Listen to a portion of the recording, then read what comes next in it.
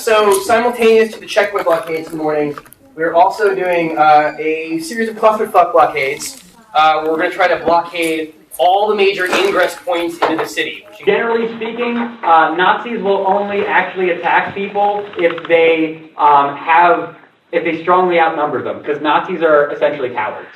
But yeah, throat punching is probably a good thing. I mean, we have a plan for how to shut down a metro.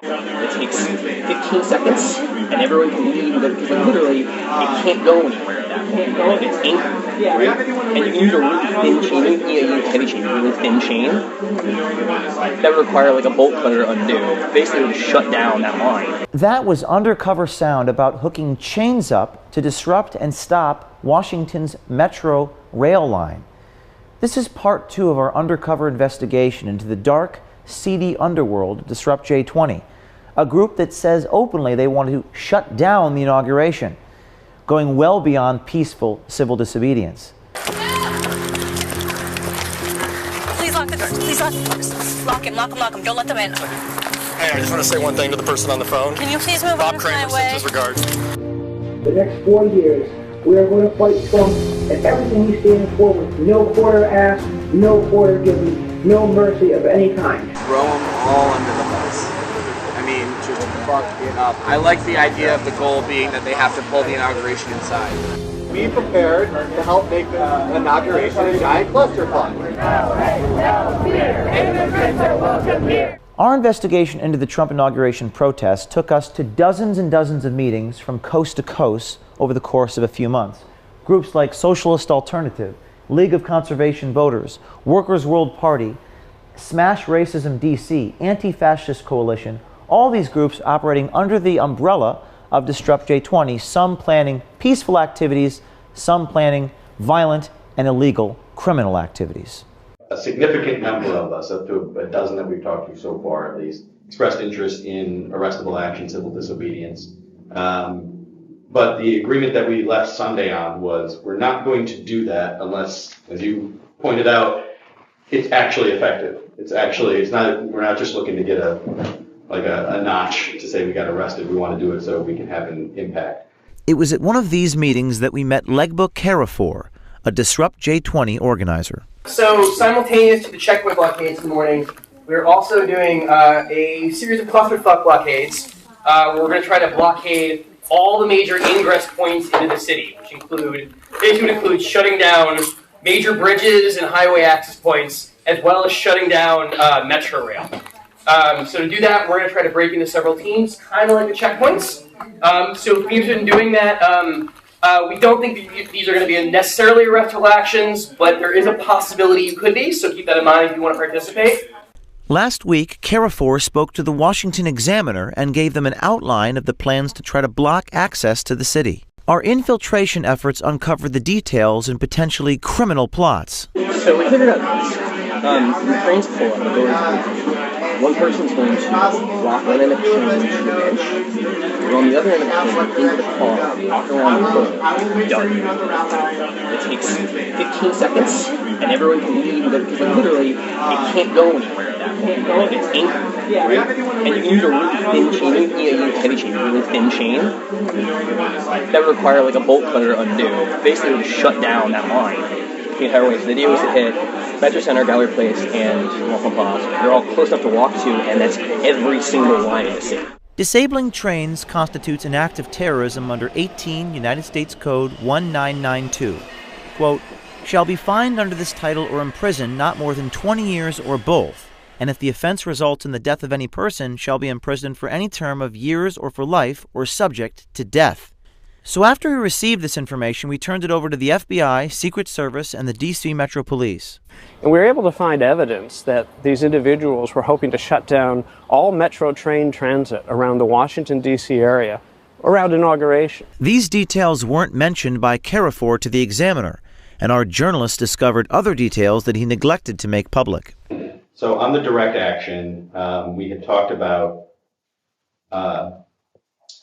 sort of a rotating blockade. The goal is to delay, disrupt, shut down a checkpoint. We have been assigned a checkpoint as a group.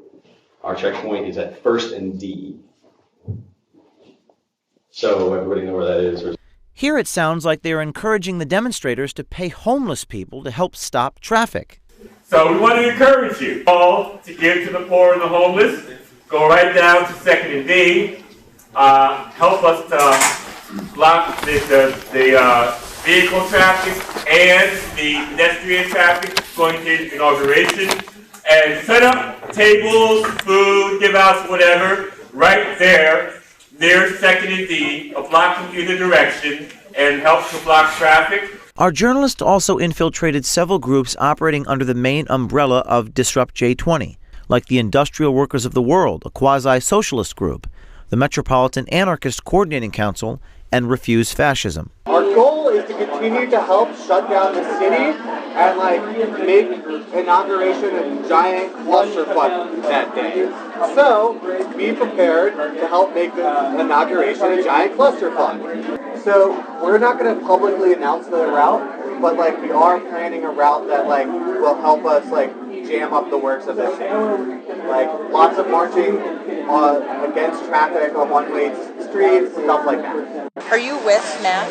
I guess, yeah. I mean, I've been just helping. So I helping coordinate the thing tomorrow, and then also the rides down to DC. So I guess I've just been doing stuff around J20. Yeah. Okay. So yeah. Well, so essentially what I mentioned was the call in DC was that there's a bridge near this I guess park or something where people do yoga training usually in the mornings, and so the idea would be that maybe a couple of autonomous affinity groups are out there pretending to do yoga or just coordinated in some way. Someone pretends to do yoga. I know that's part of the way that they've imagined it.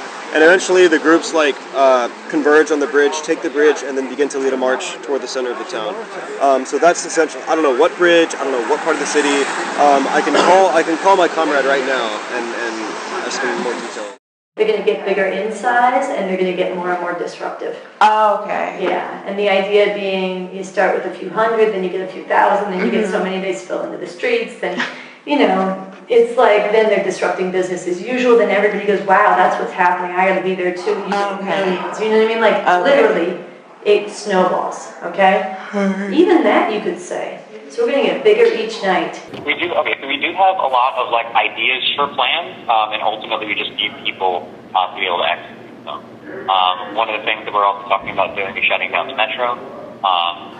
That's going to require some teamwork, probably a rehearsal maybe. But it's possible, and we can do it. We have these plans more or less laid out. We just need people to kind of execute them. We have a plan for how to shut down a metro. We have a plan for how to barricade a bridge. We have all these plans. We just don't have the people yet. So if you're willing to be those people, we're definitely down to have you.